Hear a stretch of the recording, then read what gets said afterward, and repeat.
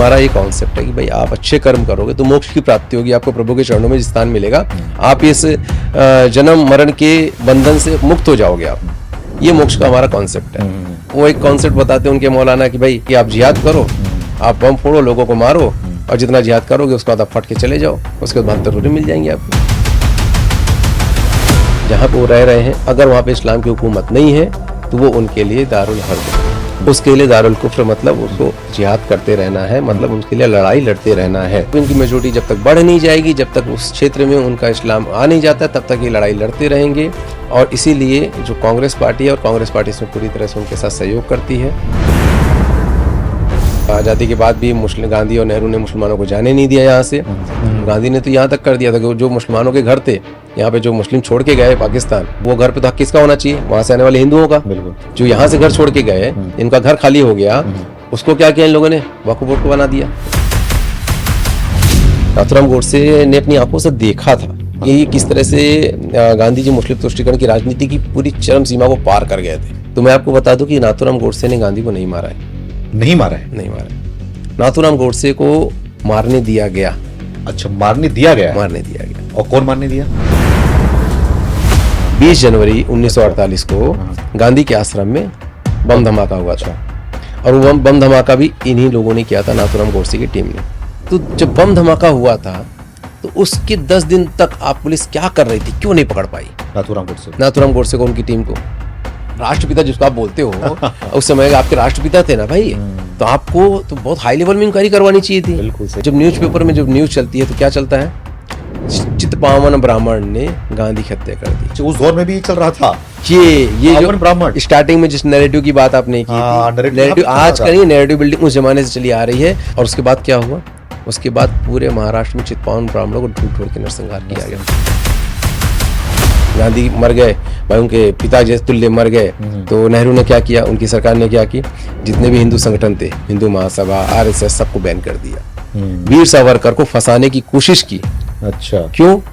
इसको तो बाबा साहब अम्बेडकर ने लिखा है कि कानून मंत्री थे, उनको प्रेशराइज कर रहे थे। अच्छा। कि आप कैसे भी हो जाए आप उनको फंसाओ, उनका नाम आना चाहिए। राष्ट्रपिता तो हो ही नहीं सकते भाई, राष्ट्रपिता तो कोई हो ही नहीं सकता। वो राष्ट्रपुत्र हो सकते, राष्ट्रपिता नहीं हो सकते।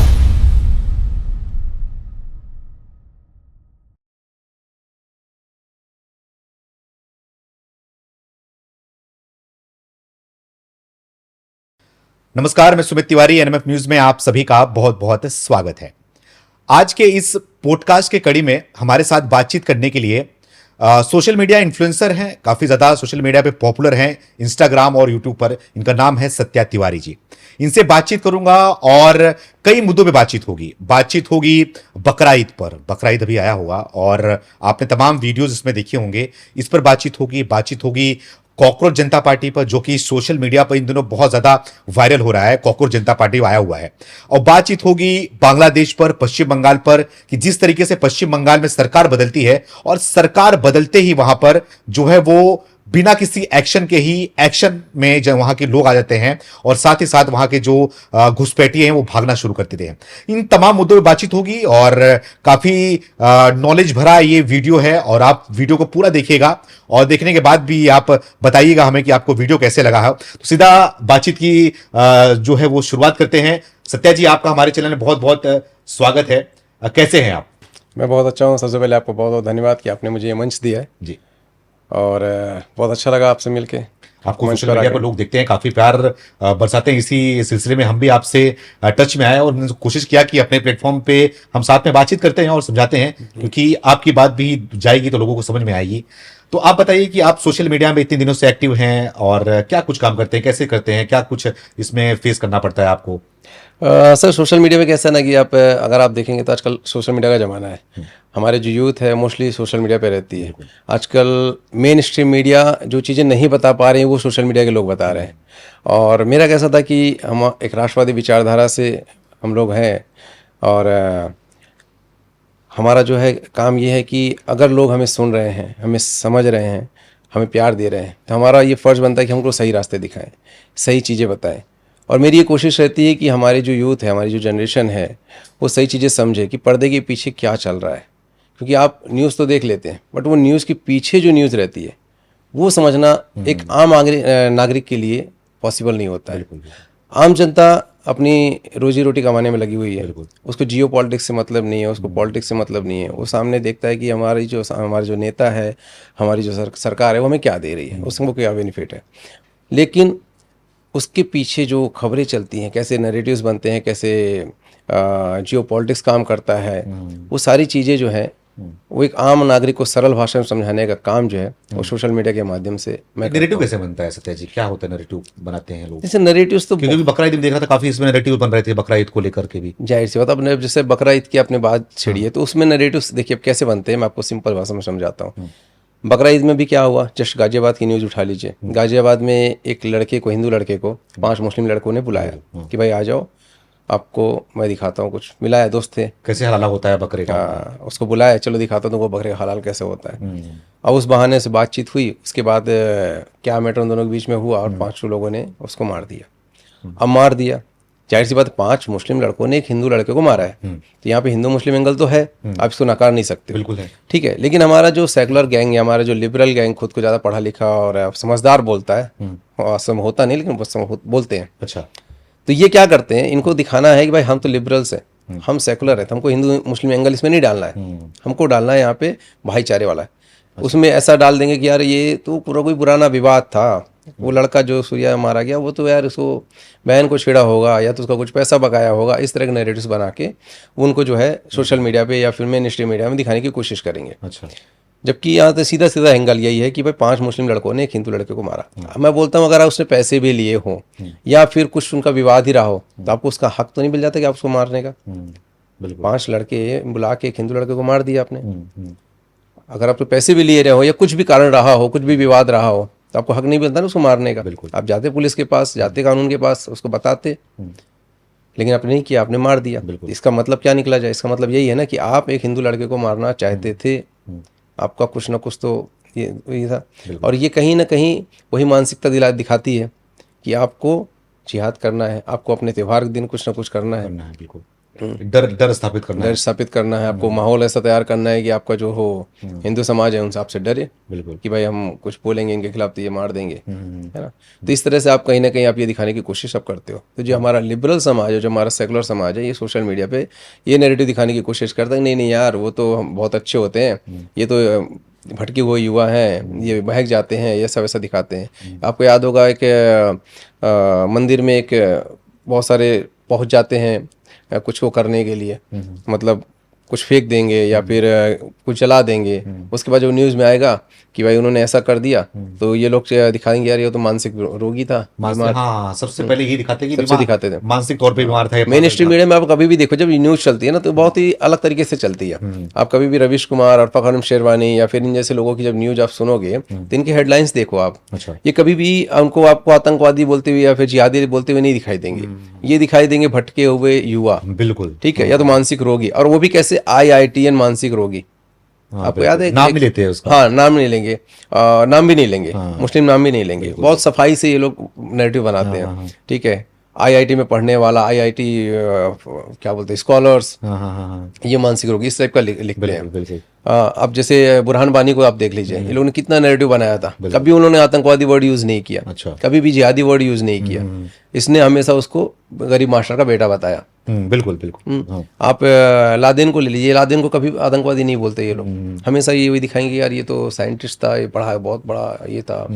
वो तो इमोशनल कार्ड खेलते हैं उनके साथ में, विक्टिम कार्ड खेलते हैं। तो ये होता है इनका नैरेटिव बना इस तरह का। अच्छा। तो मेरी कोशिश ये रहती है कि भाई इनके जो रियल चेहरे हैं हाँ। ये सामने आने चाहिए दुनिया के। मतलब नैरेटिव को काटते हैं, हम नैरेटिव को सच्चाई दिखाते हैं। सच्चाई दिखाते हैं कि आप भी नैरेटिव दूसरा दिखाते हैं। नहीं, नैरेटिव आप उसका हमारा फिर वो भी बोलेंगे नैरेटिव कर रहे हैं। भाई देखिए, हर इंसान का अपना सोच होता है, अपने पर्सपेक्टिव होता है, देखने का नजरिया होता है जी। अब इंसान के विवेक पे निर्भर करता है कि आप उसको किस तरह से देखते हैं। अच्छा। एक आतंकवादी बुरहान बानी है जो हमारे देश के कश्मीर को, हमारे हिस्से को काटना चाहता है, जी। ठीक है। अब उसको मैं बोलता हूँ आतंकवादी, मैं खुल के बोलता हूँ आतंकवादी है, और वो बोलता है गरीब मास्टर का बेटा है, ठीक है। अब मैं आपके ऊपर छोड़ता हूँ कि भाई मैंने उसका असली रंग आपको दिखा दिया कि वो बंदूक के नोक पे हमारे देश के एक अहम हिस्से को काटना चाहता है, बिल्कुल। और वो दिखा रहे हैं कि गरीब मास्टर का बेटा था जो भटक गया था, ये हुआ था। तो आप किस उसको क्या मानेंगे? आपके आतंकवादी तो आतंकवादी ही मानेंगे, बस जाहिर सी बात है। मैं आपके विवेक छोड़ देता हूँ, मैंने अपना नैरेटिव रख दिया, उन्होंने अपना नैरेटिव रख दिया। हाँ। तो अब आपका विवेक क्या कहता है कि वो कौन था? जाहिर सी बात है ना। जाहिर सी अगर बात आपका विवेक सही रहेगा तो आप यही कहोगे यार वो नहीं तो आतंकवादी था। अच्छा। तो बस यही है हाँ। हमारे और उनके नैरेटिव में यही अंतर है कि हम भाई राष्ट्रवाद का नैरेटिव लेके चलते हैं हाँ। और वो देश के तोड़ने वाले को नैरेटिव को साथ देते हैं। देश तोड़ने वालों को साथ देते हैं। लेकिन अब नैरेटिव समझ में आ गया, अब जनता को भी समझ में आया होगा नैरेटिव कैसे सेट होता है और कैसे इस पैटर्न पे काम किया जाता है। अब बकरा ईद की जो कि चूंकि मैंने बात अगर छेड़ा है तो उसको थोड़ा अच्छे से विस्तार से खत्म करते हुए समझते हैं, क्योंकि लोगों को समझ में आना चाहिए कि बकरा ईद जो ये नैरेटिव भी सेट होता है, जो सामने भी बातें आती हैं, तो बकरा ईद क्यों, क्या जानते हैं आप बकरा ईद के बारे में, क्यों ऐसी चीजें की जाती हैं? क्या बकरा ईद में बकरी का बलि देना, बकरे का बलि देना अनिवार्य होता है, या फिर साथ में जो गाय की का बलि देते हैं लोग, भैंस का बलि देते हैं, ऊँट का बलि देते हैं, क्या कुछ चीजें इसमें होती हैं बकरा ईद के बारे में? क्योंकि लहूलुहान कर देते हैं पूरे इलाके को, जो है खून खून कर देते हैं पूरे गटर नाली को। देखिए, बलि देना, बलिदान देना, ये हमारे पुरानी परंपराओं में भी ऐसा कहा जाता कि बलि दी जाती थी, भैंसों की बलि दी जाती थी। जी।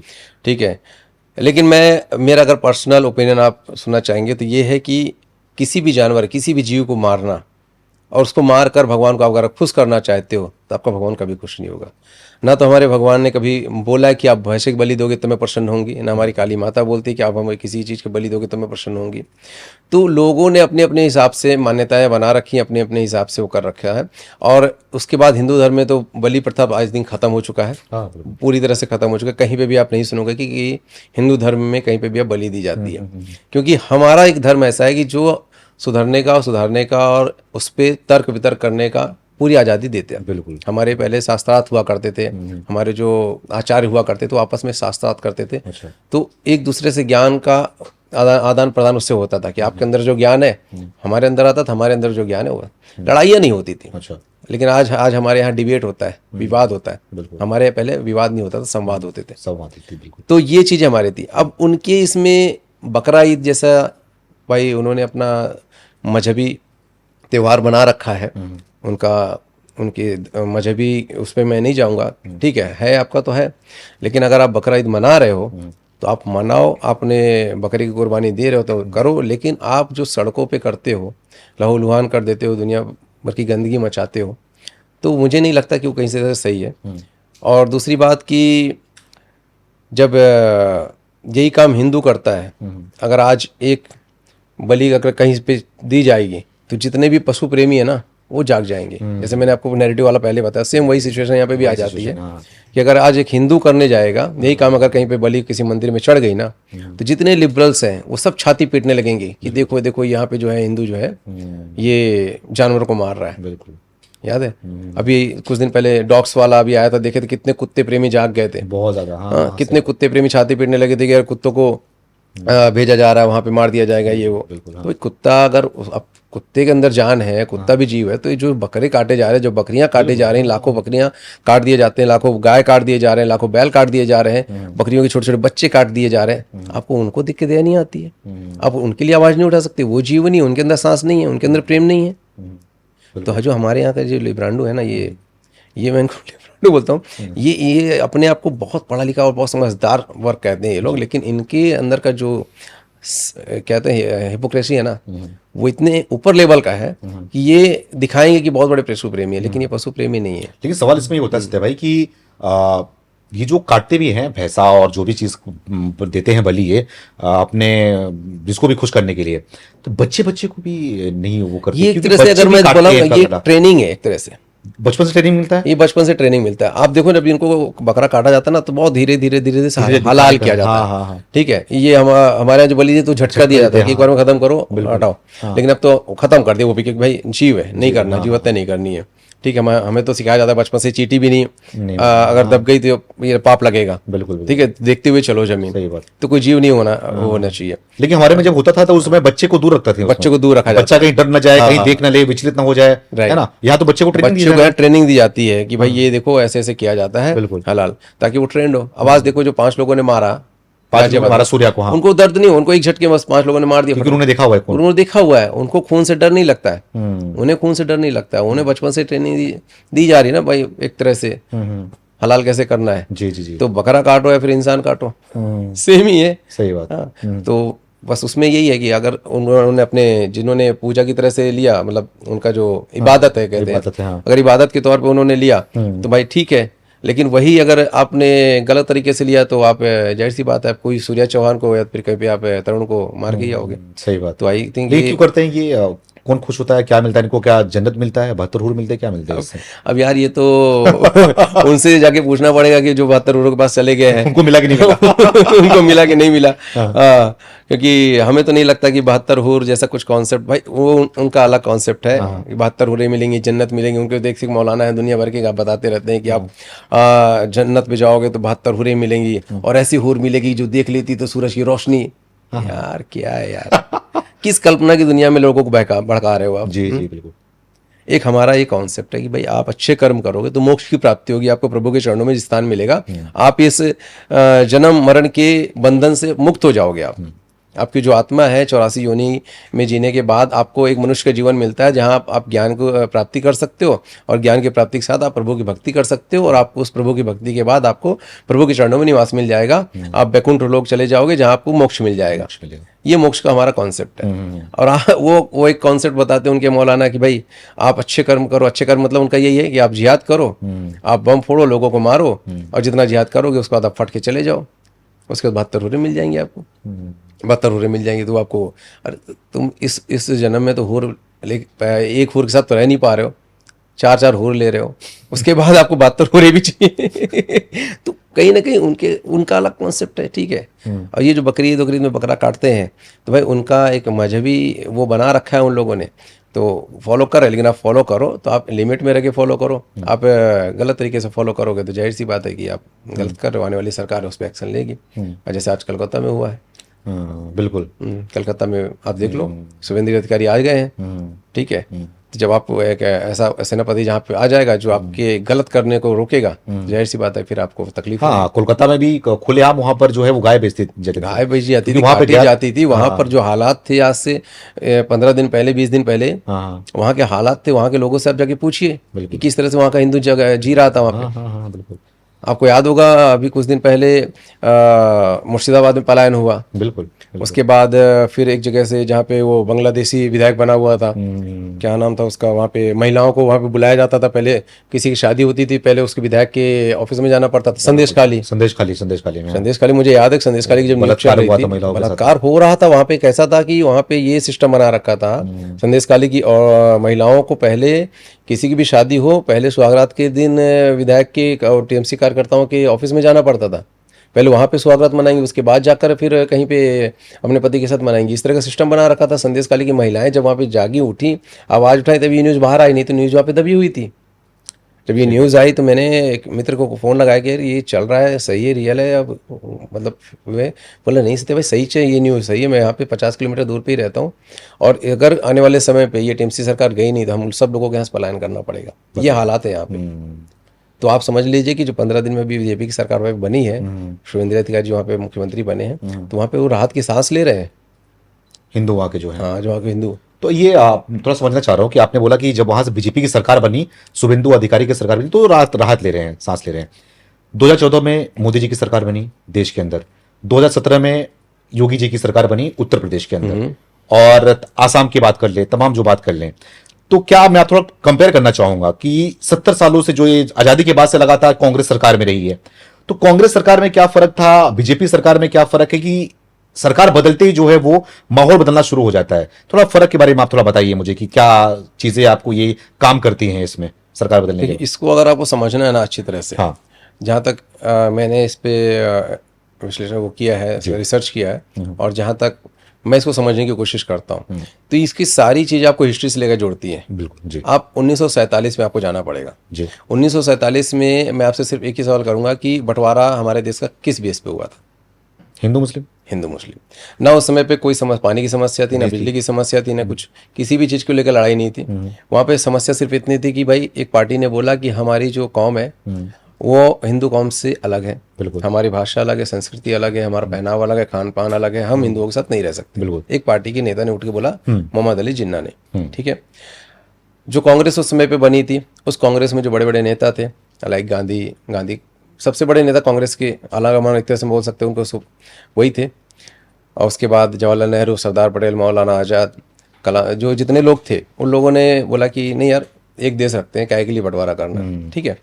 मोहम्मद अली जिन्ना ने बोला नहीं हमको चाहिए। जी। ठीक है, चलिए इस बात पे लड़ाई शुरू हुई, हमारा हिंदू मुस्लिम का धर्म के नाम पे बंटवारा चाहिए। लेकिन 1947 में बंटवारा हुआ क्या?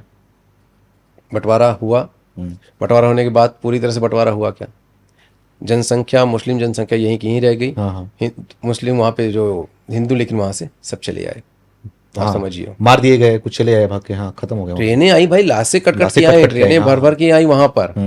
आपको वो बता दूं कि जब वहाँ पे 15 अगस्त 1947 की रात, 14 अगस्त की आप रात बोल सकते हो उस समय पे, जब आज़ादी 15 अगस्त की 12 बजे जब आज़ादी की घोषणा हुई, और जब वहाँ से पहली ट्रेन आई थी सुबह, 15 अगस्त 1947 की सुबह जो पहली ट्रेन आई थी, उस ट्रेन में पूरी लाशें भर के आई हुई थी, पूरी लाशें भर के आई थी, मतलब कुछ जगह नहीं थी। और एक प्लेटफॉर्म पे जो क्या बोलते हैं, लोग अपने लोगों का इंतज़ार कर रहे थे, उसके बीच में जब अपने वहाँ पे स्टेशन मास्टर थे, वो स्टेशन मास्टर ट्रेन में जाके चढ़ते हैं, वहाँ पे देखते हैं हालात, तो उनकी रूह काँप जाती है, उनकी रूह काँप जाती है। मतलब वहाँ पे इतनी लाशें भरी हुई थी, और जो कुछ बच्चे बचे हुए रो रहे थे, वो ढूंढ रहे थे कि माता के स्तन मिल जाए, लेकिन स्तन तक नहीं था, उन हैवानों ने वो भी काट दिया था। इतनी हैवानियत तो लोगों ने दिखाई थी, आप सोचिए। उसके बाद जब ट्रेन से वो बाहर आए तो ट्रेन पे लिखा हुआ था कि नेहरू और क्या नाम है, पटेल को हमारी तरफ से आज़ादी का पहला तोहफा।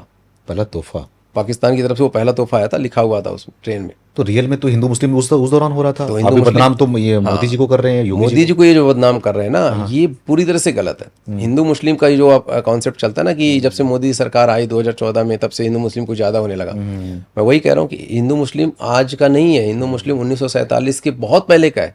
आप 150 हिस्ट्री उठा के देख लीजिए, जब आप 100 साल, उससे भी पहले 100 साल जाएंगे ना, उसकी आप हिस्ट्री उठा के देखेंगे ना, तो इतने सारे हिंदू मुस्लिम दंगे दिखाई देंगे, और सब इसी बेस पे, सब इसी बेस पे दिखाई देंगे कि बस भाई उनका मस्जिद बना हुआ है तो हमारे मंदिर तोड़ के बने हुए हैं, मंदिर के बीच में अगर वहाँ से झंडे निकल गए तो बस दंगे शुरू होते। इस तरह के बहुत सारे दंगे हुए हैं। अब 1921, 1922, ऐसे 1925 बहुत सारे दंगे हुए हैं।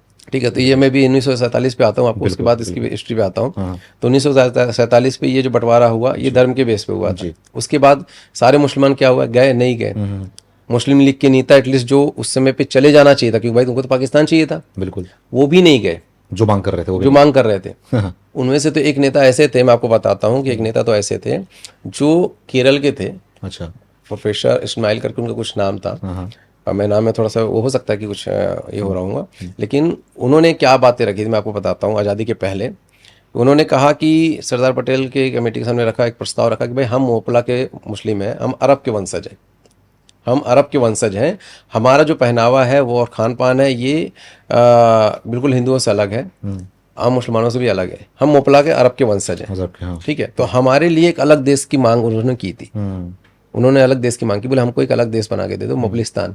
तो एक को पाकिस्तान चाहिए, एक को मोपलिस्तान चाहिए। मोपलिस्तान क्यों, मतलब क्या? मतलब वो मोपला, अच्छा वो मोपला मुसलमान है, अच्छा, जो आज केरल का मालेबार नरसंहार आपने सुना होगा। तो हिंदू मुस्लिम तो वही समय हो रखा था ना, मालेगांव नरसंहार हिंदू होगा।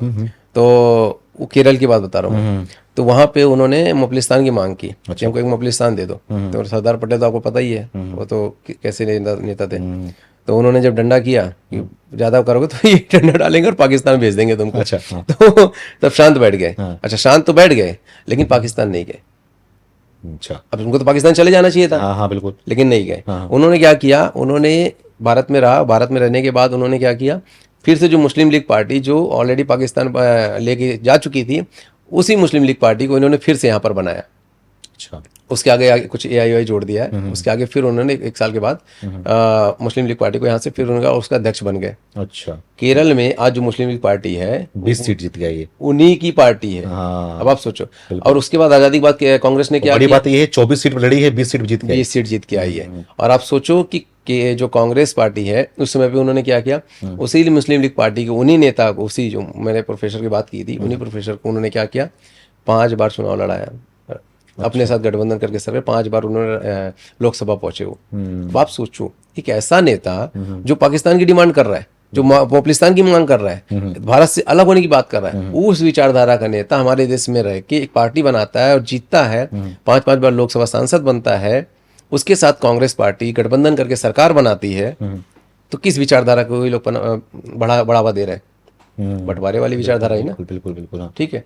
उसके बाद और ले आइए एक मोहतरमा दी जो इसी मुस्लिम लीग पार्टी की नेता थी, वो नहीं गई। जब उनसे उनको भी इन्होंने कांग्रेस ने अपनी पार्टी में शामिल कर लिया, ठीक है। उनको भी बेगम साहिबा नाम था, उनको भी जब पार्टी में शामिल कर लिया कांग्रेस ने बंटवारे के बाद, तो उनसे भी पूछा गया कुछ सालों के बाद कि आप क्यों नहीं गई, तो उनका क्या जवाब था कि भाई जो जिन्ना साहब थे उन्होंने कहा कि जो यहाँ के मुसलमान हैं उन्होंने पाकिस्तान को बनाने के लिए कुर्बानी दी है, ठीक है, उन्होंने कुर्बानी दी है पाकिस्तान को बनाने के लिए, तो उन्हें यहाँ पर ज़रूरत है हमारी, ठीक है, वहाँ पे यहाँ पे रहने वाले लोगों की ज़रूरत है, इसलिए आप जो है मैं अपने मुस्लिम भाइयों को छोड़ के कहाँ जाती, ठीक है, उन्होंने कुर्बानी दी थी। मतलब आप समझ रहे हैं इस बात को, बहुत गहराई वाली बात है। बिल्कुल बिल्कुल। कि वहाँ जो मुसलमान पाकिस्तान वहाँ पे चले गए, मुसलमान वहाँ पे चले गए, तो वहाँ पे उनके लिए यहाँ के मुसलमानों ने कुर्बानी दी थी। तो इनके जो मुस्लिम ब्रदरहुड है ना, वो सबसे पहले है। अच्छा।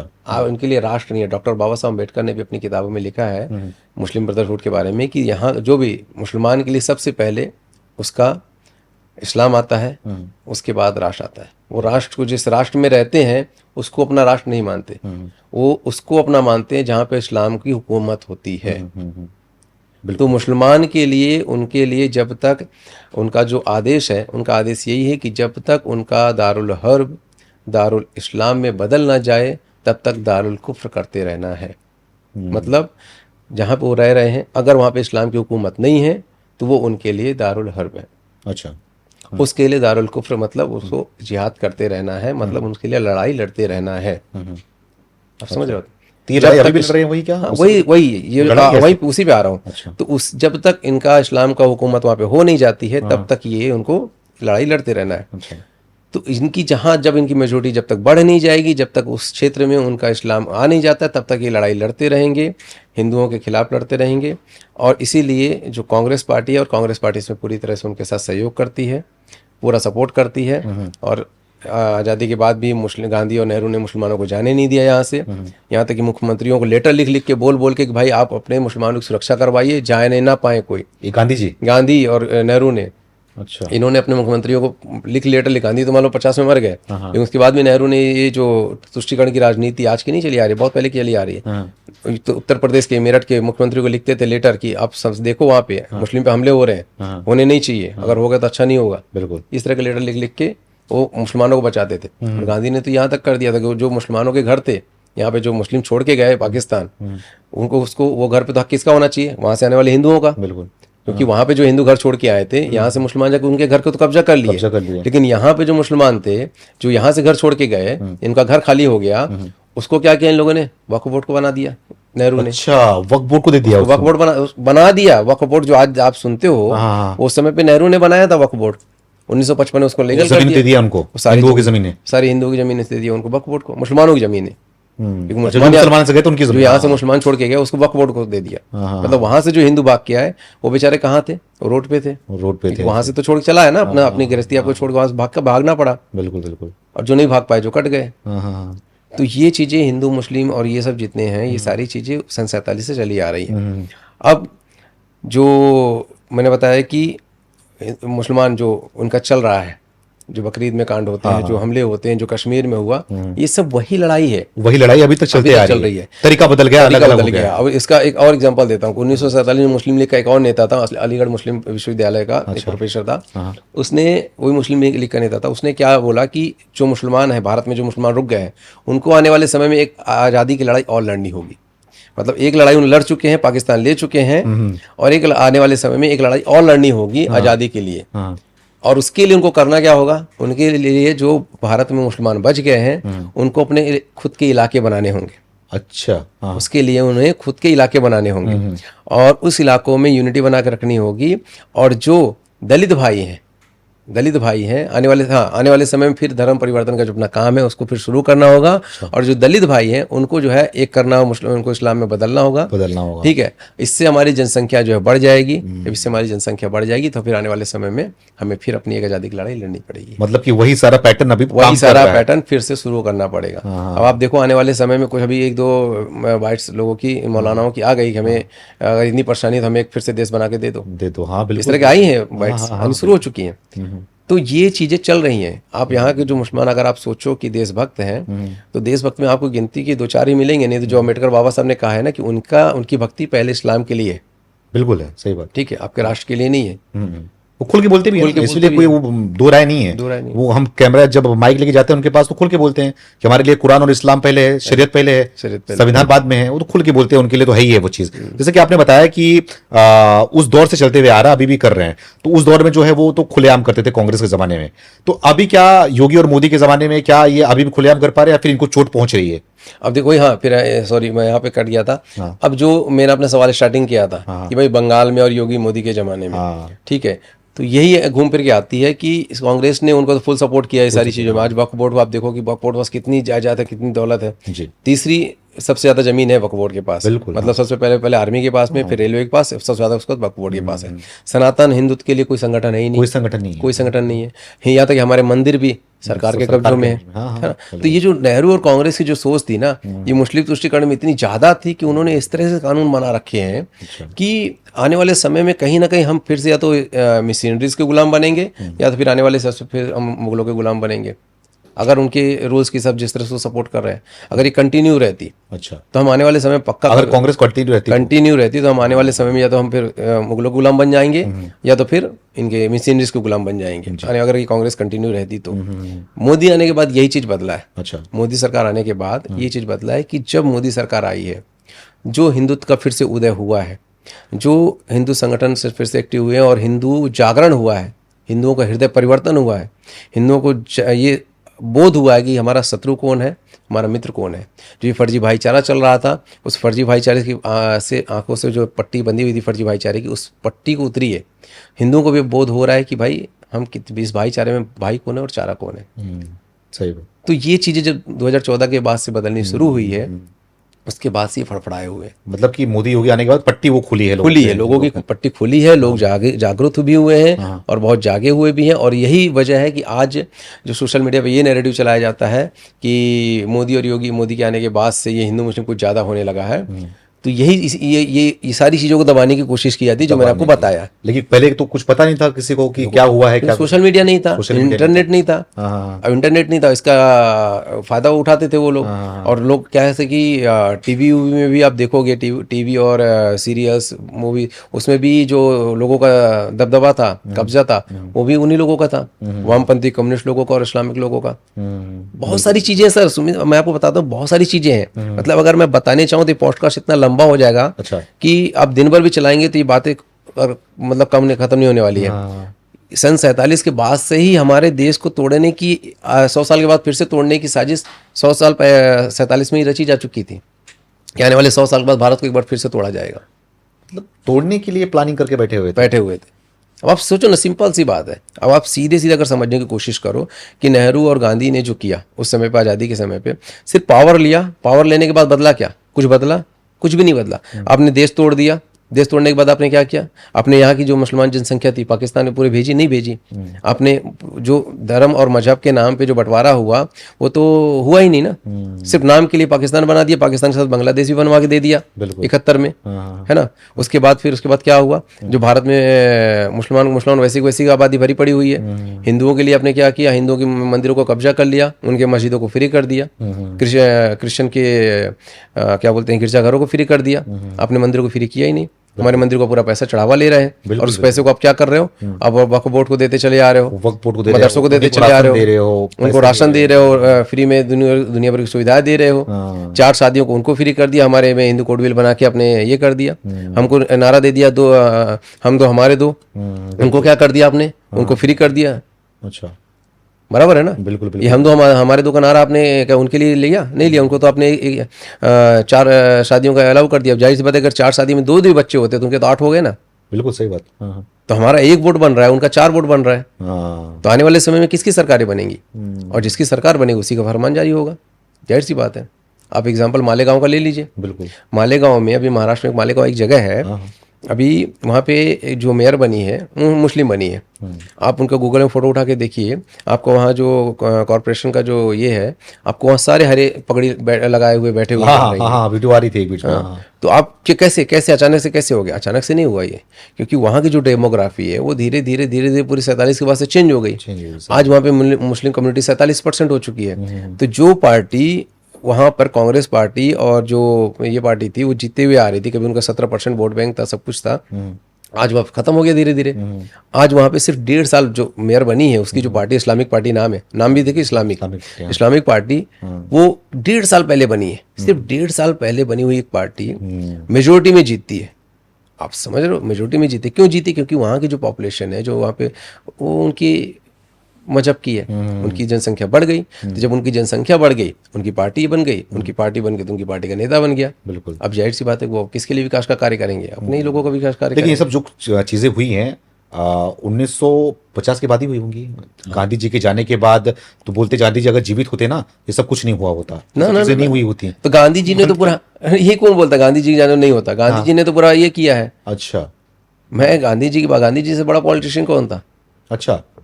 गांधी जी को महात्मा जो लोग बोलते हैं, हाँ बोलते, आज मैं बापू खुल जी के बोलते बोलता हैं, हूँ, महात्मा गांधी हाँ। गॉड। तो ये तो हमको लॉलीपॉप दिया गया ना, दे दी आजादी बिना खड़क बिना ढाल, साबरमती के संतों ने कर दिया कमाल। ये तो हमको लॉलीपॉप दिया गया बचपन से। सच्चाई क्या है? सच्चाई ये है कि भाई सब आज़ादी के लिए ना बहुत सारे क्रांतिकारियों ने कुर्बानी दी है, बलिदान दिया है उन्होंने। गांधी जी ने क्या फांसी किया के फिर? गांधी गांधी जी ने क्या किया है बता देता हूँ। गांधी जी ने क्या किया है। फिलहाल तो आज़ादी अगर आप रियल में बोलेंगे तो रियल हमारे जो क्रांतिकारी हैं उनके बलिदानों से मिली है। गांधी जी के इतना तो था, इतना है कि हाँ कुछ तो दम था बंदे में कि भाई बंदा एक आवाज़ उठाता था तो कुछ लोग उनके पीछे चल जाते थे। जैसे आज हमारे राहुल गांधी के पीछे भी कुछ लोग चले जाते हैं। ठीक है, हाँ। तो गांधी जी का ऐसा था कि गांधी जी को अगर मैं सरल भाषा में समझाने की आपको कोशिश करूँ तो बहुत सिंपल भाषा में समझाता हूँ। आपने मूवी भी देखी होगी और पहले कहानियाँ भी सुनी होंगी। पहले मिल और फैक्ट्रीज हुआ करती थी, उसमें यूनियन होता था और यूनियन का एक लीडर होता था।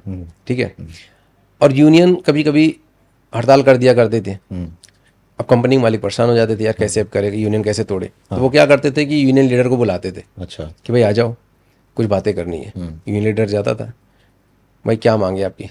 सरकार हमारी 5 मांगे। यार 5 मांगे तो नहीं, 2 मांगे हम तुम्हारी, ये जो है ना हल्की हल्की वाली, ये वाली मांग सकती है, 3 मांगे तो है ना, हम आपकी मान नहीं सकते। तो क्या करना, कैसे करना बताओ। तो भाई टेबल के नीचे से कुछ तो अपना सेटलमेंट हो गया। उसके बाद ये हुआ कि सर ठीक है, अब 2 मांगे जो आपकी मानने वाले हो, ऐसे नहीं मानना, कुछ दिन के बाद मानना, जब मैं इशारा करूँगा तब। तो फिर बाहर निकले, बोले कि भाई अपने यूनियन लोगों से, मजदूर लोगों से बोले कि ऐसा है कि वो हमारी 5 मांगे मान नहीं रहे और मैं भूख हड़ताल करूँगा। यूनियन लीडर क्या बोलेगा? मैं भूख हड़ताल करूँगा। अब यूनियन लीडर भूख हड़ताल में बैठ गया। अब जो मजदूर है वो तो बोलेंगे यार हमारा लीडर तो हमारे लिए अपनी जान देने के लिए तैयार हो गया, है ना। तो 10-15 दिन तक भूख हड़ताल किया। अच्छा। उसके बाद फिर वो लोग आए मालिक कि भाई एक काम करो, भूख हड़ताल तोड़ दो, हम आपकी यार इतनी मांगे तो देखो 3 बहुत ये है, 2 तुम्हारी ये जो मांगे ना ये मान लेते हैं। अब मजदूर लोग क्या सोचेंगे कि यार मालिक अपने लीडर से बोलेंगे यार एक काम करो आप भूख हड़ताल तोड़ दीजिए, वो 2 तो मान रहे हैं, चलो हम 2 ही मान लेते हैं, 3 छोड़ देते हैं, लेकिन आप भूख हड़ताल तोड़ दो। सही बात। हाँ। तो मतलब जो लीडर है वो मजदूरों के नज़र में क्या बन गया? महात्मा। यार हमारा जो लीडर है यार हमारे लिए भूख हड़ताल किया, 15 दिन में अपनी जान देने को तैयार हो गया, उसकी नज़र में तो मसीहा बन गया। और इधर जो है जो मालिक है उनके लिए भी उनका आदमी बन गया कि भाई हमारी 3 मांगे जो बड़ी थी, जिसे हमारा घाटा होता उसको नटवा के 2 ही मनवा दी, चलो 2 तो हम बर्दाश्त कर लेंगे। तो इधर भी उसका इमेज बन गई और इधर भी इमेज बन गई। उसके बाद आगे भाई सब खड़े हो गए, जूस पी लिए। तो गांधी जी ना सेम वही मजदूर यूनियन के लीडर टाइप के थे। मतलब इतने चालाक थे गांधी जी? सिंपल थे यार। आप देखो ना उस समय का इंसान, एक आदमी, मतलब बहुत बड़े पॉलिटिशियन थे फिर तो। आप समझो ना, एक इंसान उस समय पे बोलते फकीर थे, धोती पहनते थे। ठीक है, फकीर इंसान उस समय के जो अंग्रेजों के साथ उठना बैठना, कभी उन्होंने एक डंडा नहीं खाया। जो जेल में कहते थे जेल में डाल दिए, उनका जाके कभी आज भी जाके जेल देखो, उनका कितना बड़ा उनको सब कुछ मिलता, फैसिलिटी मिलती। नेहरू के जाके जेल देखो कितने बड़े बड़े उनको मिलते थे। नेहरू ने अपनी आत्मकथा में लिखी है कि जिस जेल में वो रहते थे वहाँ पे रोशनदान, खिड़कियाँ, सब कुछ रहते थे, बड़े बड़े बेड मिलते थे उनको सोने के लिए, है ना। अखबारें मिलती थी, किताबें मिलती थी लिखने के लिए, हर चीज़ लिखने के लिए। इस तरह का कोई जेल होता है? एक तरफ सावरकर जी का, एक तरफ सावरकर जी एक छोटी सी कोठरी में लिखने के लिए कुछ भी नहीं, कविताएं लिखते थे, याद कर लेते थे, फिर मिटाते, फिर लिखते थे, याद कर लेते थे। उसी में पैखाना, उसी में सब कुछ। डेंजर का बिल्ला लगा दिया, अपने जंजीरें पहना दी।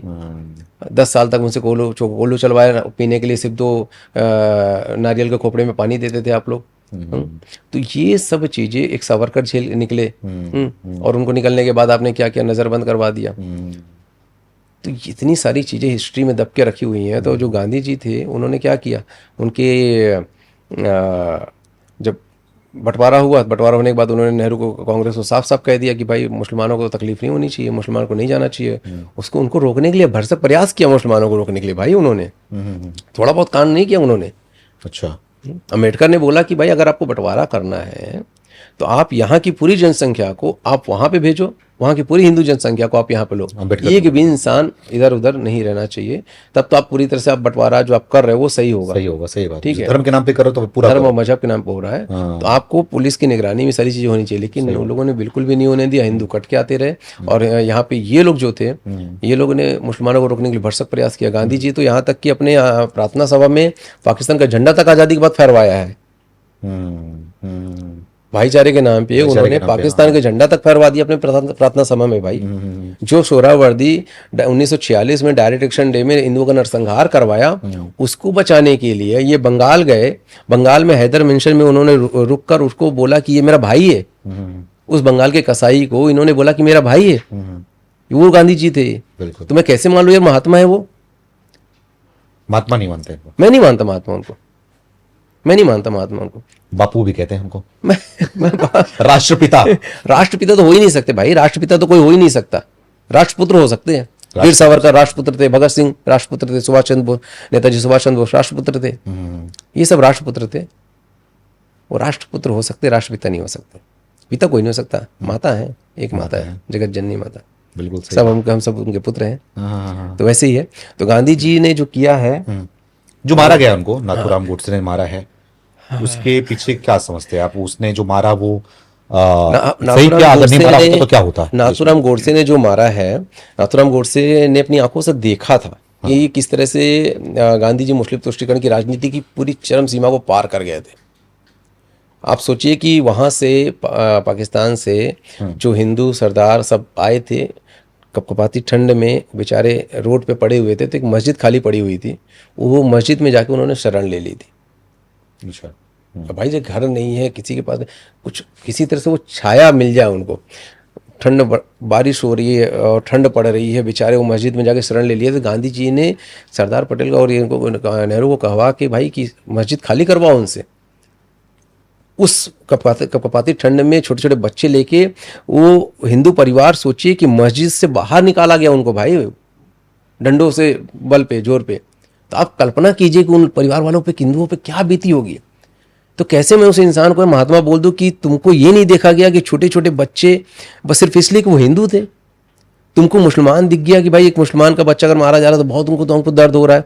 तुम्हारा दर्द तो हिंदुओं के लिए भी सेम होना चाहिए ना। तुमको हिंदुओं के दर्द और मुसलमानों के अगर बच्चे मारे जा रहे हैं, हिंदुओं के बच्चे मारे जा रहे हैं, मैं दंगे का सपोर्ट नहीं करता हूँ। मैं वहाँ पे कौन कत्लेआम में जितने भी मारे गए सब मासूम थे। वो बंटवारा ही जो था और कत्लेआम हुई थी, वो सब मासूम मारे गए थे आपस में। मारने वाले जो थे, तो जो उनके अंदर नफरत थी उन्होंने मारा, लेकिन जो मारे गए तो मासूम थे ना। तो आपको दोनों में दर्द होना चाहिए ना, लेकिन दर्द नहीं हुआ। रात में निकलवाते। तो नाथूराम गोडसे ने अपनी आंखों से वो सारी चीज़ें देखी थी। आपको नौखली के दंगों के बारे में बताऊं। नौखली में जो दंगे हुए थे, नौखली में इतनी बुरी तरह से कत्लेआम हुआ था। जब बंगाल डायरेक्ट एक्शन डे के बाद उन्होंने प्लान किया, जब डायरेक्ट एक्शन डे में 1946 में जिन्ना ने करवाया था डायरेक्ट एक्शन डे, उसके बाद नौखली में बहुत बड़ा दंगा हुआ था। तो वहाँ पे भी नाथूराम गोडसे थे वहाँ पे प्रेजेंट टाइम पे। हिंदुओं की जो शिविर विविर लगते थे, रिफ्यूजी कैंप टाइप का जो लगता है ना आज भी, तो उस तरह से शिविर लगे हुए थे। तो वहाँ पे नाथूराम गोडसे ने गए थे। वहाँ पे गांधी को उन्होंने, गांधी भी वहाँ पे बाद में पहुँचे थे करीबन 4-5 महीने के बाद। अच्छा। हाँ, कि वह कत्लेआम हो रहा है, हिंदुओं को आके बचाएं। तो वहाँ पे गए हुए थे गांधी। तो वहाँ पे उस गांधी की मैं मान सकता हूँ कि वहाँ पे हिंदुओं के लिए उन्होंने वो किया। लेकिन वहाँ पे भी जाके उन्होंने क्या बोलते थे पता है? जो हिंदू शिविर में रहती हैं, महिलाएं रहती हैं, तो जो आचार्य कृपलानी की पत्नी थी, वो वहाँ पे पहले से पहुंची हुई थी सेवा करने। तो उनसे आके बोलते हैं कि आप ये जो हिंदू लोग का सेवा कर रहे हो, जो दवाइयाँ खाना वाना दे रहे हो, इसके बदले में आप इनसे क्या लेते हो? बोले कुछ नहीं, क्या लें, बेचारे तो ऑलरेडी घर छोड़ के आए। बोलते नहीं नहीं, इनसे आप काम करवाओ। अच्छा। इनसे आप काम लो, फ्री में कुछ मत दो। इनसे आप काम करवाओ, इनसे आप फ्री में कुछ मत दो, कुछ भी काम करवाओ। उनसे यहाँ तक बोलते थे कि आप जो है, जो मुसलमान एरिया, जो मुसलमान लोग हैं वहाँ पे जो रहते हैं, उनकी टट्टी तक साफ कराओ। ये गांधी जी बोलते थे? गांधी जी हिंदू महिलाओं को साफ कराओ। मतलब इस मुसलमानों का टट्टी साफ कराओ। इतना मुस्लिम तुष्टीकरण की राजनीति वो उस इंसान के अंदर थी कि मैं आपको क्या बताऊं। इतना था कि उनके आने के बाद वहाँ पे नौखली में थोड़े से दंगे रुक गए थे। उनको ये हो गया था कि हाँ, गांधी के आने के बाद थोड़े रुके, लेकिन वो मुसलमान इनसे बिल्कुल भी मतलब ये नहीं थे कि वो हो जाए, थोड़ा ये संकोच करते थे कि हाँ चलो गांधी आए तो रुक जाते हैं। अच्छा। हाँ रुक गए थे, बस ऐसा था और कुछ नहीं। उसके बाद आपने पूछा कि नाथूराम गोडसे ने जो गांधी को मारा सही किया है गलत, तो मैं आपको बता दूं कि नाथूराम गोडसे ने गांधी को नहीं मारा है। नहीं मारा है? नहीं मारा है। नाथूराम गोडसे को मारने दिया गया। अच्छा, मारने दिया गया है। मारने दिया गया। और कौन मारने दिया? अब कौन मारने दिया गया वो आप खुद फैसला कीजिएगा। मैं आपको सिर्फ एक छोटी सी कहानी बताता हूँ कि 30 जनवरी 1948 30 जनवरी 1948 को गांधी को नाथूराम गोडसे ने मारा था। ठीक है। उसके ठीक 10 दिन पहले 20 जनवरी को गांधी के आश्रम में बम धमाका हुआ था। 3 दिन? 10 दिन पहले 10 दिन पहले 20 जनवरी 1948 को गांधी के आश्रम में बम धमाका हुआ था। और वो बम धमाका भी इन्हीं लोगों ने किया था, नाथूराम गोडसे की टीम ने। अच्छा। ठीक है। अब आप मुझे बताइए कि एक बम धमाका अगर आपके ऑफिस में भगवान न करे हो जाए और उसके 10 दिन के बाद जो करने वाले हैं, तो पुलिस तो 10 दिन बहुत होता है पकड़ने के लिए, बराबर ना। क्योंकि अगर मारने के बाद जब गांधी ने नाथूराम गोडसे ने गांधी को मारा तो उसके 4 घंटे के अंदर अपने सारे अपराधियों को पकड़ लिया मारने के बाद। तो जब बम धमाका हुआ था तो उसके 10 दिन तक आप पुलिस क्या कर रही थी, क्यों नहीं पकड़ पाई नाथूराम गोडसे को उनकी टीम को? नाथूराम गोडसे की टीम में 6 लोग थे। 7 लोग टोटल, उनके भाई को लेकर, गोपाल गोडसे को लेकर। ठीक है। और सबको पकड़ ली? उनके भाई को भी पकड़ ली थी? उनके भाई को भी पकड़ ली थी। सब पकड़े गए थे। यहाँ तक कि वे सावरकर जी को भी घसीटने की कोशिश किए थे, वो अलग चीज है। तो मैं आप 20 जनवरी 1948 को एक प्लान इन लोगों ने किया था, नाथूराम गोडसे ने प्लान किया था। उनके जो मैनेजर थे आपटे, नारायण आपटे, उनके साथ में प्लान किया था कि गांधी को मरना होगा और गांधी को मारेंगे हम लोग। क्योंकि नाथूराम इन्होंने 55 करोड़ के लिए अनशन रख दिया था पाकिस्तान को। 55 करोड़ तो नहीं, मैं भूख हड़ताल कर दूंगा, जैसे मैंने आपको बताया यूनियन वाली बात, वैसे ही भूख हड़ताल कर देते थे। तो पाकिस्तान को 55 करोड़ रुपए दिलवाने के लिए उन्होंने अनशन रख दिया। जब अनशन रख दिया तो नाथूराम गोडसे बिल्कुल इनके समझ गए कि भाई ये इंसान जो है मुस्लिम तुष्टीकरण में इतना आगे बढ़ चुका है कि अब इनको मैं मारूंगा। मतलब उन्होंने बोला मैं इनको मारूंगा कुछ भी हो जाए। तो उन्होंने प्लान किया।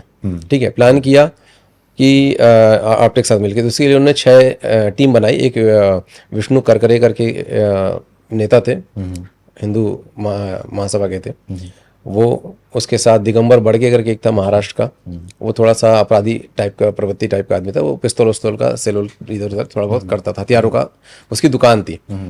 तो उसके साथ उसका एक नौकर था शंकर करके, और एक लड़का था मदन लाल पाहवा, जो रिफ्यूजी था। रिफ्यूजी मतलब अब हमारे लिए वो रिफ्यूजी हो गया था क्योंकि वो पाकिस्तान साइड से आया हुआ था। अच्छा, वो ये लोग टीम बन गई, गोपाल गोडसे भी इनकी हेल्प करते थे। अब इतने लोगों की टीम बन गई कि भाई ऐसा ऐसा करना है।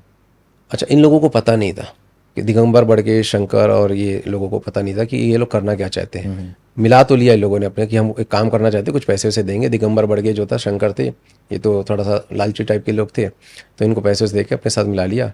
विष्णु करकरे, आपटे और इनको पता था कि गांधी को मारना है। शंकर को और दिगंबर बड़गे को और मदन लाल पावा को नहीं पता था। ये लोग एक बंदूक खरीदने के लिए जाते हैं, एक बंदूक खरीदते हैं, एक जैसे ये सारा प्लान लोग कर लेते हैं। उसके बाद 20 तारीख को हम बम धमाका करेंगे, इसके लिए एक मीटिंग करते हैं कि ऐसा ऐसा हम लोग को करना है।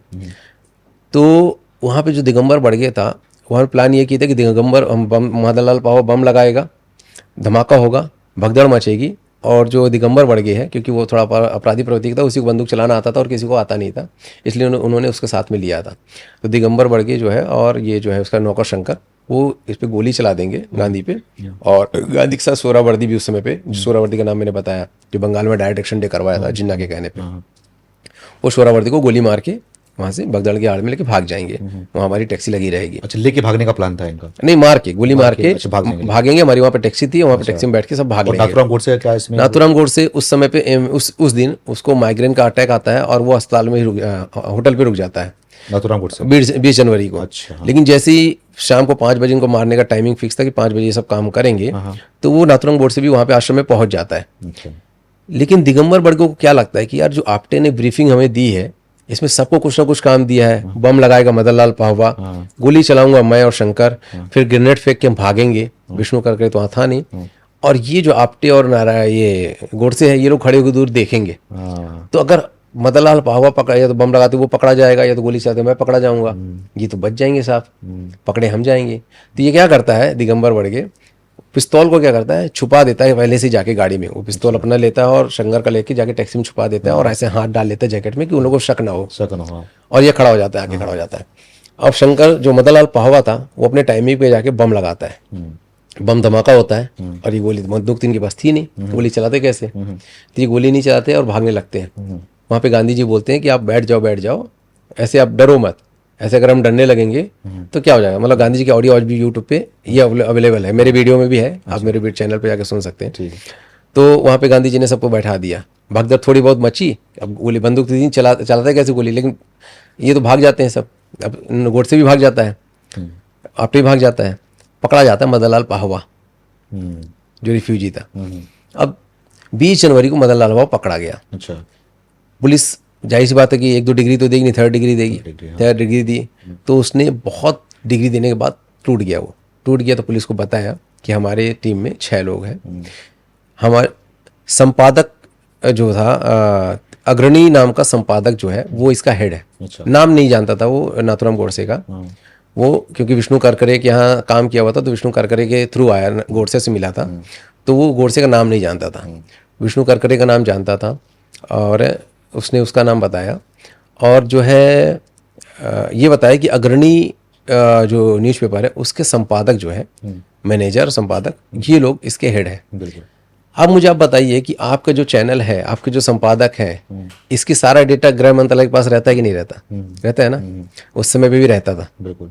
अगर पुलिस चाहती तो गृह मंत्रालय से 2 मिनट में रिपोर्ट निकाल सकते कि अग्रणी का संपादक और मैनेजर कौन है, निकाल सकती थी ना। जाहिर सी बात है। नहीं निकाला गया, नहीं निकाला गया। अच्छा।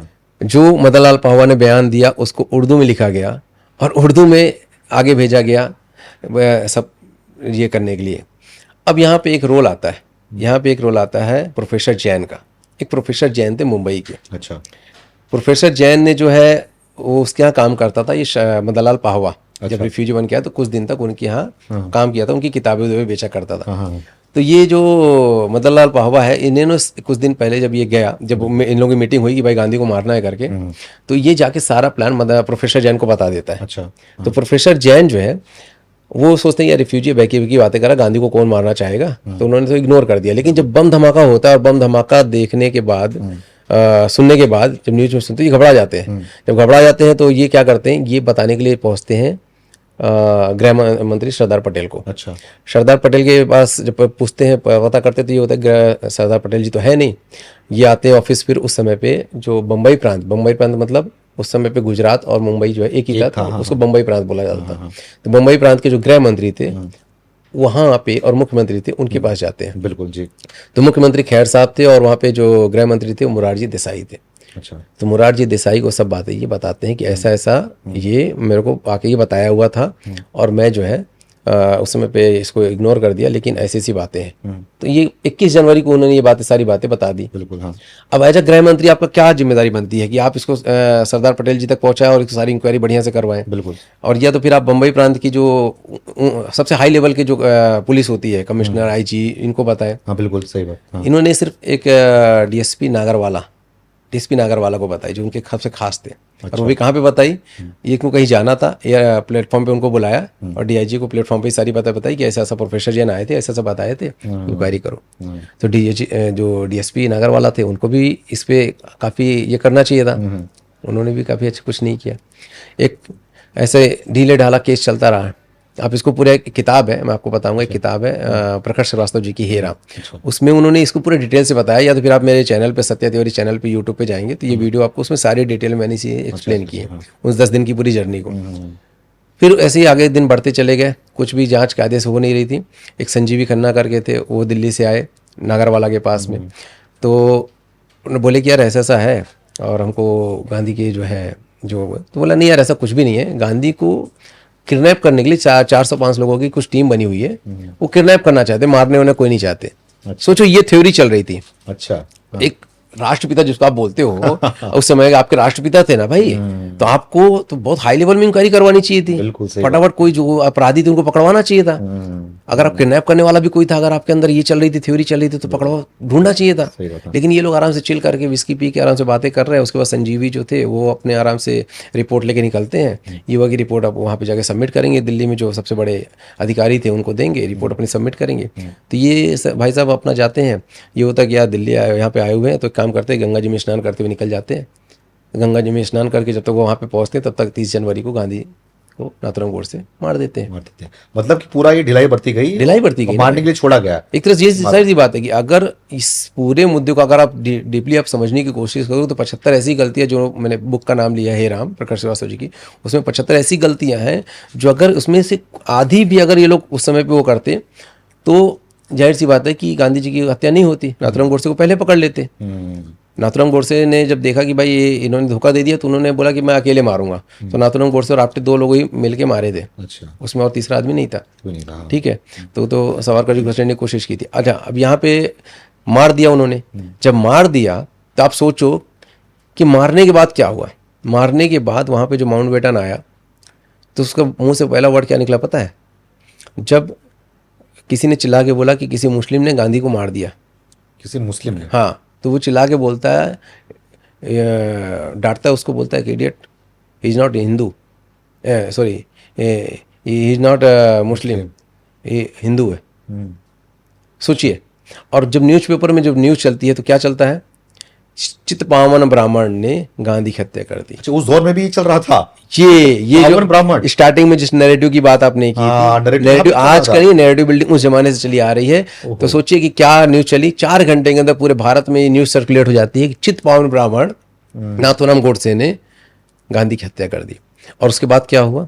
उसके बाद पूरे महाराष्ट्र में चित्पावन ब्राह्मणों को ढूंढ ढूंढ के नरसंहार किया गया। संहार हुआ था। 5,000 ब्राह्मणों का तो ऑफिशियल आप न्यूज आज खंगालोगे तो उसमें दिखेगा, जबकि 5,000 से ज्यादा मारे गए थे, ज्यादा मारे गए थे। और पूरे फिर भारत में मारे गए ब्राह्मण लोग।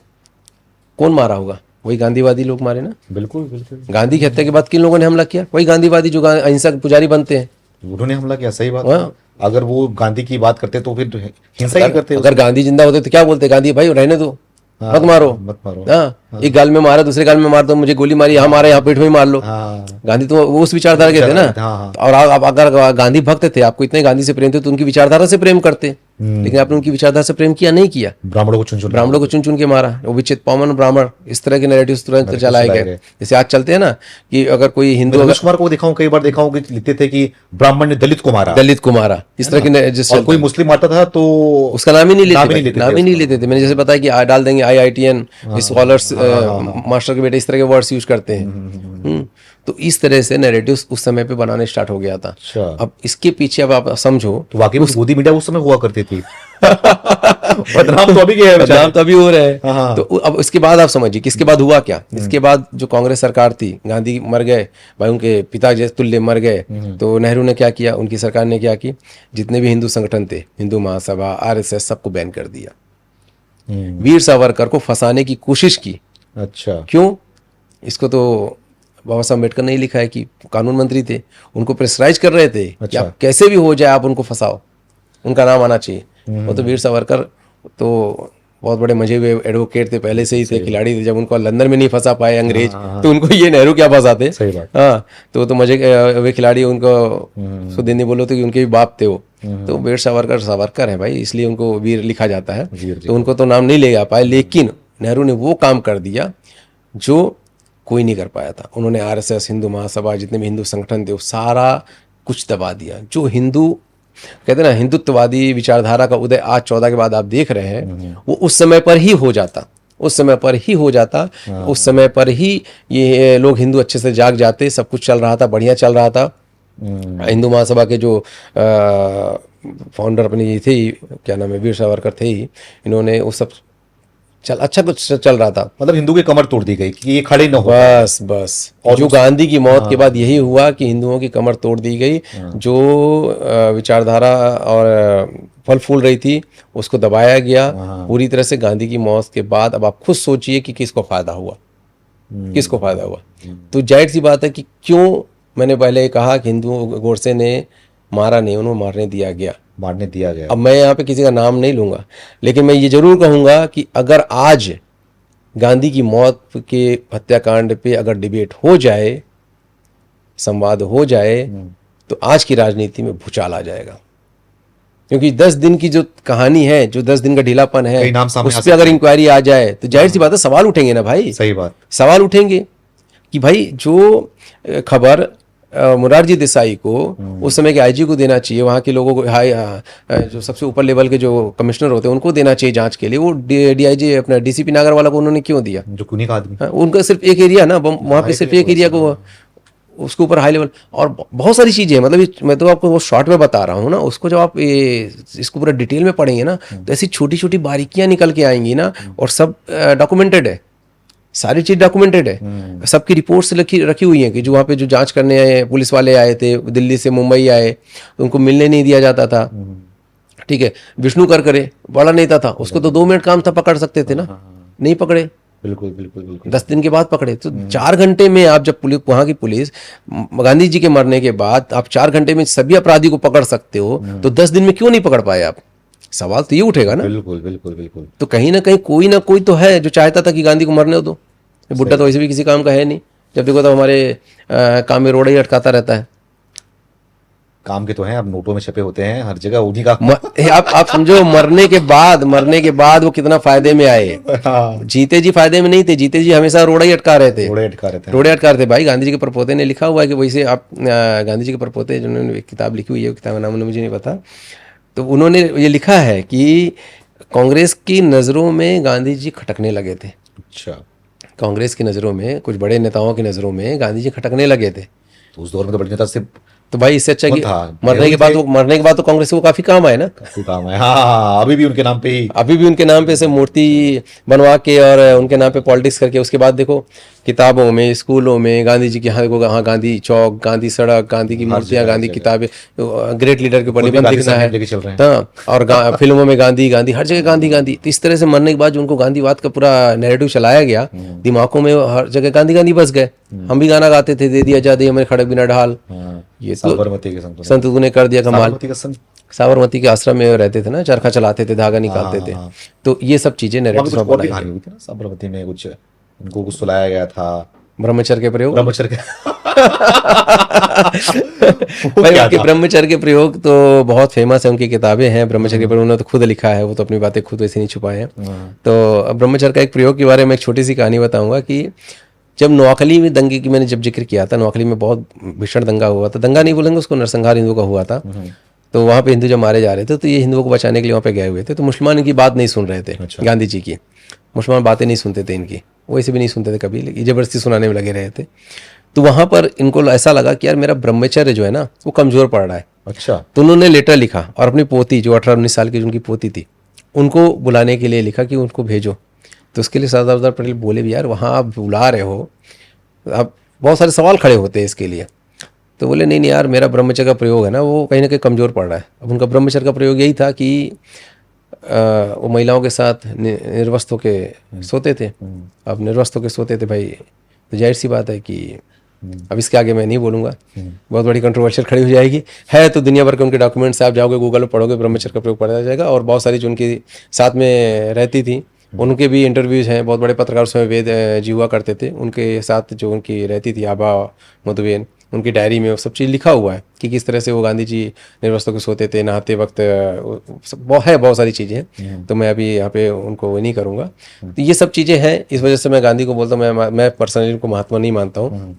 हाँ, लेकिन हाँ इतना मैं इनकी रिस्पेक्ट करता हूँ कि भाई कुछ तो पावर उनके अंदर था, कुछ तो चीज़ें थी, उन्होंने कुछ तो किया है। ऐसा नहीं है कि बहुत सारी चीज़ें उन्होंने गलती की है, कुछ अच्छी चीज़ें भी की हैं देश के लिए, उन्होंने कुछ योगदान ऐसा भी दिया है जो जिनको हम नजरअंदाज नहीं कर सकते। अगर वो नरसंहार नहीं कराए होते, हिंदू मुस्लिम नहीं कराए होते, बंटवारा नहीं कराते, तो ठीक ही थे। मतलब हाँ, अगर आप तुष्टीकरण की राजनीति आप नहीं करते, आपके लिए अगर आपके दिल में आपको दोनों के लिए प्रेम होता तो आप महात्मा कहलाने के लायक होते, कोई प्रॉब्लम नहीं। हमेशा वही उसी को कहते हैं जो दोनों के लिए हित के लिए बात, सबके लिए समान, बच्चों के लिए हित, समान सोचे। आपकी नजर में दोनों बच्चे आपके एक जैसे होने चाहिए, आपके दर्द दोनों के तकलीफ में आपको एक समान दर्द होना चाहिए। आप तब आप एक महात्मा के, और आपको लोग बापू भी बोलते हैं। सही बात। आज के समय में भी अगर कोई बाप अपने एक बच्चे को नकारता है, एक बच्चे को स्वीकार करता है, तो समाज ही जो है समाज भी उनको उसको करता बोलता है, जाहिर सी ना, बात उनको है। भाई नजरअंदाज आप करता आपके है। बच्चे दोनों, अगर आपके बच्चे तो आपको समान रूप से दोनों सही बात। देखना चाहिए। आप नहीं देखोगे तो कहीं ना कहीं आप जो है ये आपकी हिपोक्रेसी फिर ये होती है ना कि बहुत सी जानकारी दी आप, लोगों को भी समझ में आई होगी ये सब चीजें, क्योंकि बापूजी के बारे में जो लोग समझते हैं और नाथूराम गोडसे के बारे में समझते हैं, लोगों को समझ में आई होगी। नाथूराम गोडसे बहुत बड़े देशभक्त थे भाई। नाथूराम गोडसे अब आज हो सकता है इसका इसमें आपको कमेंट्स आ जाए कि भाई तो आपने नाथूराम के भक्त को बैठा रखा, अंध भक्त को गोदी मीडिया, जाहिर सी बात हम लोगों को यही फर्क टैग नहीं लगता पड़ता है। लोग क्या क्या बोलते लेकिन हैं। नाथूराम गोडसे सच में बहुत बड़े देशभक्त थे। उन्होंने मुस्लिम तुष्टीकरण की राजनीति के चलते उनको मारा था। हाँ, अब कुछ सवाल ये लोग करते हैं कि क्या सही किया था, तो मैं सच बोलूँ तो सही तो नहीं किया था। क्योंकि मैंने जैसा कहा कि जो हिंदुत्ववादी विचारधारा जो इस समय पे 14 के बाद से जागी हुई है, वो सन 47 में ही जाग जाती। इतना सब कुछ जो हम 65 साल जो कांग्रेस की मुस्लिम तुष्टीकरण राजनीति के बाद अब जो झेल रहे हैं, तरुण की हत्या, फिर ये सब हत्या, उस समय पे हम शायद न झेलते अगर गांधी न मरते। क्योंकि जाहिर सी बात है कि उसमें पे हिंदू संगठन भी अपने एक्टिव रहता और जो उन्हीं के नंबरवा के उन्हीं के नाम पर जो है नरसंहार कराया गया ओके। हाँ, तो अब उनको जब दबा दिया गया, सारी विचारधाराएं दबा दी गई, सारा सब कुछ सब किया, तो जाहिर सी बात है कि सब उनको खुला फ्रीडम मिल गया मुस्लिम तुष्टीकरण करने की, और सब कुछ उनके हाथ में आ गया। बिल्कुल। तो वो सब फिर चलता रहा 65 साल तक। अब 2014 के बाद से मोदी जी देश में कई क्रांति हुई। अब क्रांति की जब गांधी जी की बात करें तो क्रांति याद आती है, और देश में कई ऐसे क्रांति हुए हैं बीच में। लेकिन इस दौरान एक क्रांति चल रहा है, भले सोशल मीडिया पर चल रहा है। खास करके बात करूं कॉकरोच जनता पार्टी की इसके बारे में क्या सोचती है? क्या क्रांति है कि क्या नेपाल की तरह भारत को बनाने की कोशिश कर रहे हैं, कुछ अलग बनाने की कोशिश कर रहे हैं, या फिर क्या कर रहे हैं? कॉकरोच नाम क्यों रखा है इन्होंने कॉकरोच जनता पार्टी? कॉकरोच जिंजी को नाम ही दे दिया कि कॉकरोच हो आप। जिंजी तो कॉकरोच नहीं है दोस्त, नहीं बोल दिया इन्होंने, वो कॉकरोच है। अच्छा, तो वो खुद को कॉकरोच समझते हैं, तो भाई कॉकरोच हो हाँ, तो तुमको कॉकरोच बनो तुम। जिंजी हमारे देश की कॉकरोच नहीं है। अच्छा, हमारे देश के जो युवा है ना, वो बहुत ही मजबूत और बहुत ही महान है। अच्छा, मैं सीरियसली बोलता हूँ कि हमारे देश के युवा नेपाल और बांग्लादेश और श्रीलंका जैसे जिंजीज नहीं है। हमारे देश की जिंजी समझदार, कोशिश वही हो रही है नेपाल की तरह बनाने। कोशिश ये लाख कोशिश कर ले, अच्छा, कोशिश तो वो 1000 साल से गजवा हिंद करने की कर रहे हैं, कर पाए क्या? नहीं कर पाए ना। क्यों नहीं कर पाए? क्योंकि जब मुगल आए उसके उस समय पे भी हमारे देश के जो हिंदू राजा थे वो लड़े और लड़ के उनको भगाया। आज उन्हीं मुगल के औलादों को हम पंचर बनवा रहे हैं ना उनसे। बिल्कुल, हाँ। तो हम ये जो कभी डाला जाता क्या बोलते हैं उसको, अकबर महान और ये सब जो जितने भी थे, ये सब नेहरू के आने के, मैंने बताया ना कि ये जो नेहरू आया उसके बाद ये कम्युनिस्ट के हाथों में हमारी शिक्षा प्रणाली को दे दिया। जो मौलाना आजाद को इन्होंने शिक्षा मंत्री बनाया, 12वीं पास था वो, बाबर को मानने वाला, उसने सब वही। और जो 5 शिक्षा मंत्री जो मुस्लिम और कम्युनिस्ट बने हुए हैं, तो जो हमारी शिक्षा प्रणाली है उसमें डाला गया दुनिया भर की, क्या ताकि हमारे युवाओं के अंदर हीन भावना जागे रहे, हम कभी भी उस चीज से बाहर ना आ पाए। क्योंकि अगर उनको हमको पता चल जाएगा कि यार हम तो, हमारे जो हिंदू महाराजा थे और हम इतने वीर हैं, तो जाहिर सी बात पता चल जाएगा, तो सामने वाला तो ऑटोमेटिक हार जाएगा, है ना। तो इसलिए जो है ये चीज़ें डाली जाती है, हीन भावना हमारे अंदर डाली जाती है कि हम अपने को हीन समझे, हमारे पूर्वजों को कमज़ोर समझे। तो ये सब चीज़ें चलती आ रही थी कम्युनिस्ट लोगों का, और जो इन लोगों का चाल है यही रहता है। तो आपने जो पूछा, जो कॉकरोच पार्टी, ये सब कम्युनिस्ट विचारधारा से प्रेरित है। देखो दम तो मानना पड़ेगा, क्योंकि इतने जल्दी जो है इतने फॉलोअर हो गए। आपने देखा फॉलोअर्स तो आप मिलियन फॉलोअर्स तो बोलिए मैं आपका कल करवा दूं 20 मिलियन।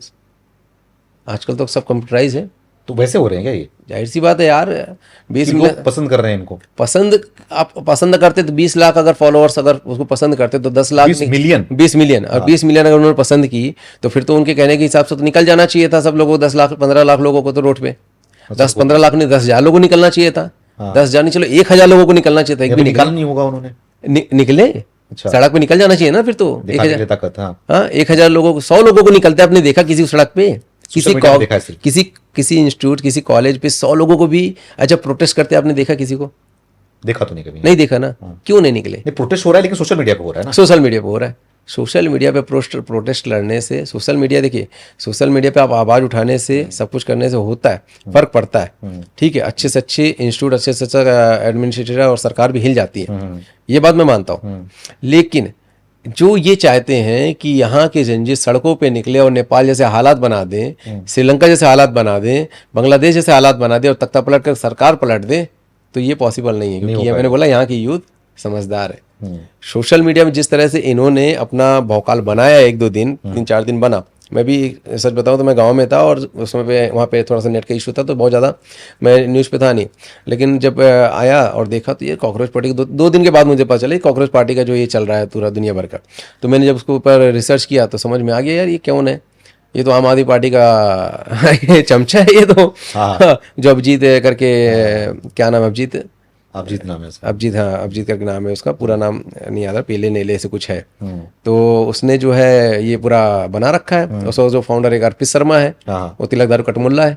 हम्म। हाँ, तिलक लगाएगा और बताएगा पहले दिखाने के लिए कि मैं तिलक लगाता हूँ, हिंदू हूँ, ये वो, अंदर से पूरा कटमुल्ला है, कट चुका है उसका।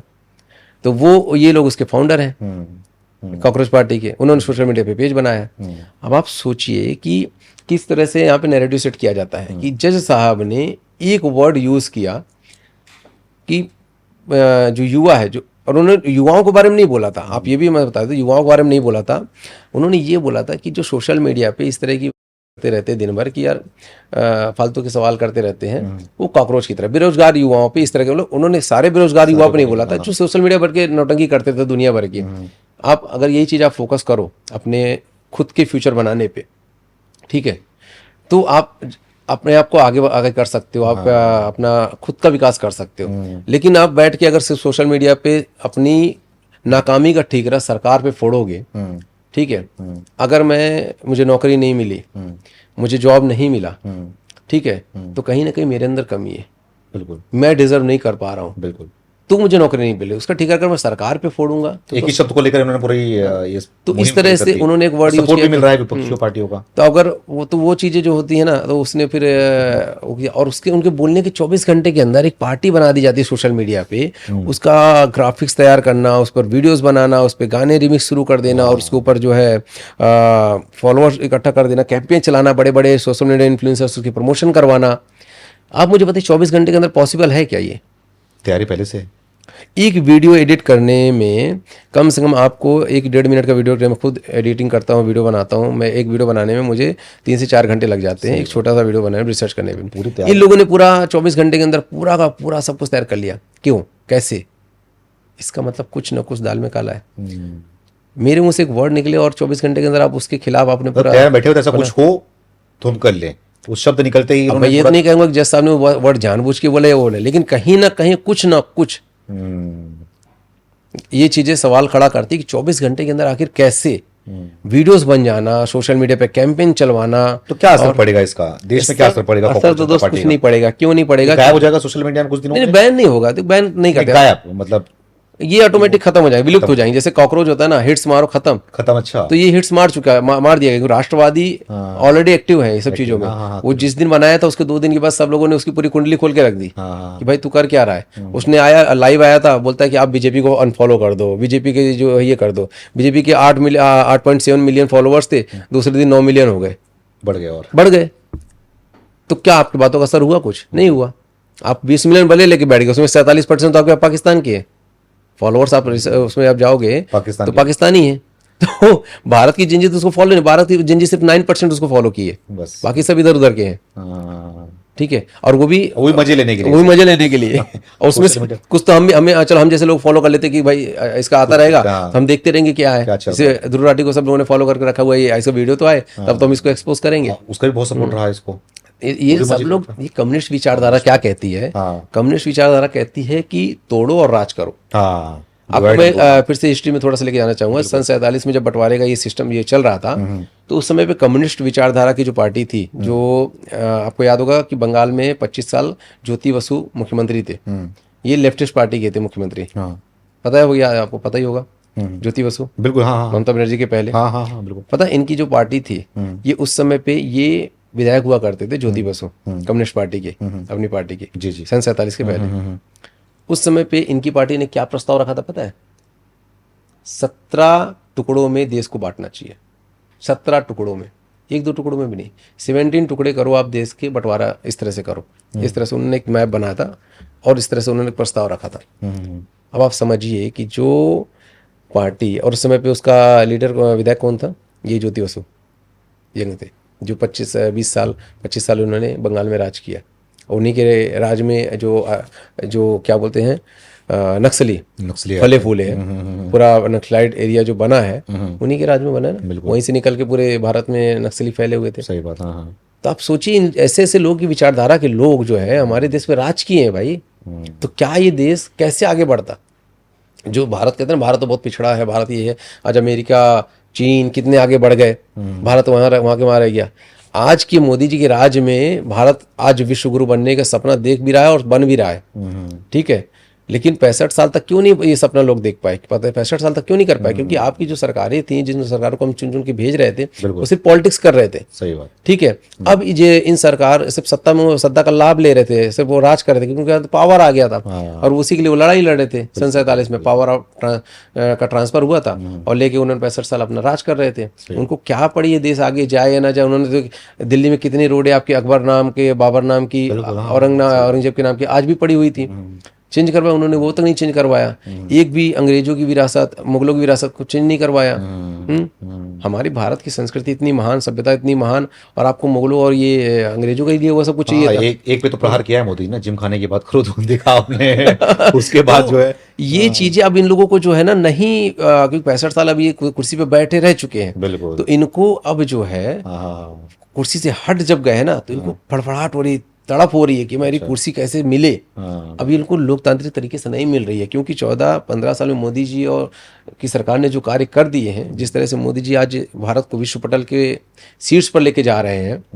आप पूरे देश में देखो हाहाकार मचा हुआ है, लेकिन भारत के लोग आज भी आराम से सुकून से बैठे हुए ना, IPL देख रहे हैं, त्योहार मना रहे हैं, घूम रहे हैं, फिर रहे हैं, खा पी रहे हैं, सब कुछ अच्छे से कर रहे हैं ना।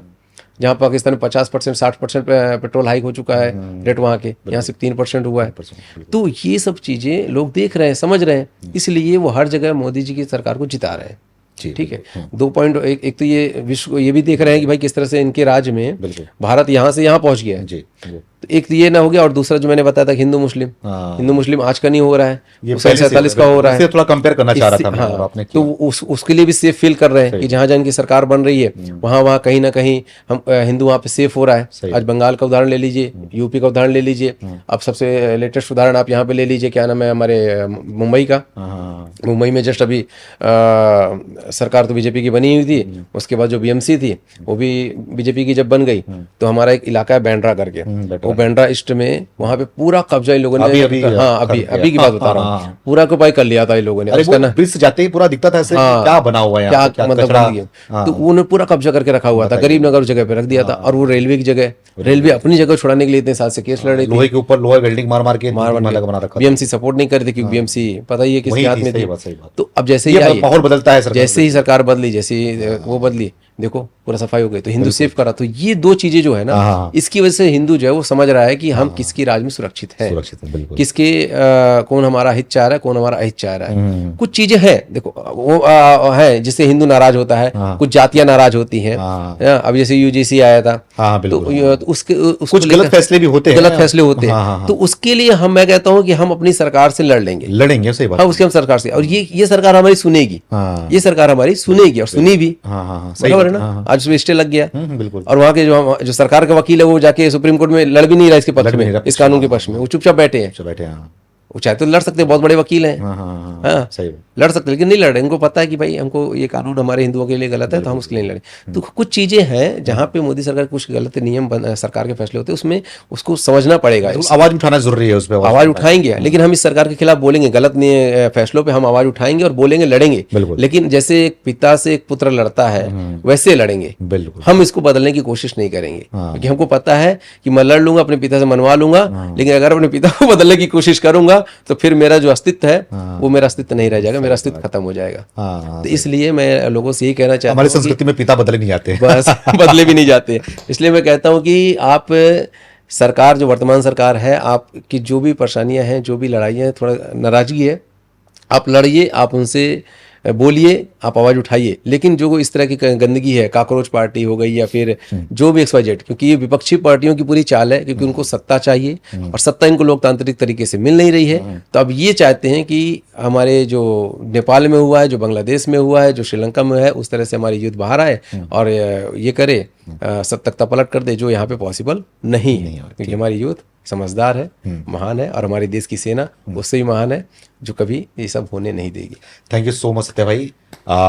इतने समय लेकर आपने बहुत अच्छे से समझाया, लोगों को एक्सप्लेन भी किया और कंपेयर भी किया कि पहली सरकारें क्या थी, और स्पेशली आपने महात्मा गांधी, जिसको आप महात्मा नहीं मानते, गांधी जी के बारे में और नाथूराम गोडसे जी के बारे में अच्छे से एक्सप्लेन किया, समझा दिया, और कई सारे ऐसे कड़ी आपने खोल दी जो कि लोगों को भी बहुत सुनना चाहिए इसको और समझना चाहिए, और साथ ही साथ इसको जो है अपने ऊपर लागू भी करना चाहिए कि क्या कुछ देश में हुआ है, अब क्या हो रहा है, अब सरकारें कैसा काम कर रही है। उम्मीद करता हूं आपको भी ये सब चीजें, ये सब वीडियो, हमारी कोशिश आपको पसंद आई होगी। अगर पसंद आई हो तो कमेंट करके इसको बताना बिल्कुल ना भूले। मिलेंगे किसी और वीडियो के साथ, तब तक के लिए बहुत बहुत धन्यवाद।